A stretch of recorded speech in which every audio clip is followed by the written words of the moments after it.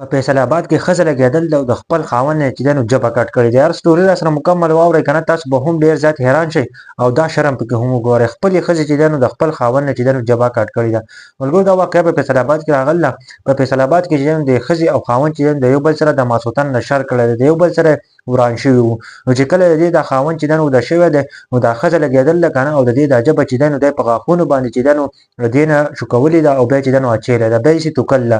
ډېر د افسوس مقام دی چې ښځې ولګي که نه او د خپل خاوند نه چې دی نو ژبې کټ کړي. ښه دا په فیصل آباد کې دا واقعه راغله. د ډېر د افسوس مقام دی ملګرو چې ښځو ته چې دی نو دومره پاور میلاو شو که نه چې اوس د خپل خاوند نه چې دی نو ژبې هم کټ کړي. ښه د سړو قدر بیخي ختم شو یار.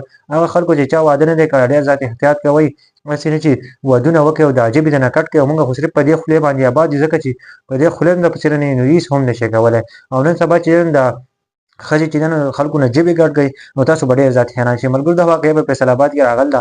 زه هم ډېر زیات حیران کړم چې په ښځې کې دومره جرأت چې خپل د خاوند نه ژبه کټ کړله او په دې غاښونو باندې او بیا یې داسې تو کړله. ښه دا د په فیصل آباد کې واقعه راغله. په دې باره کې څه وایي ښه کمنټ په ضرور وکړئ.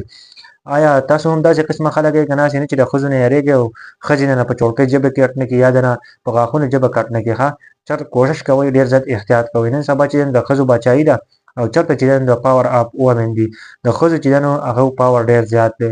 نو احتیاط کوئ خاص کر چې چا وادونه کړي هغه هم احتیاط کوئ هسې نه چې ښځې د نه ژبې کټ نه کړي.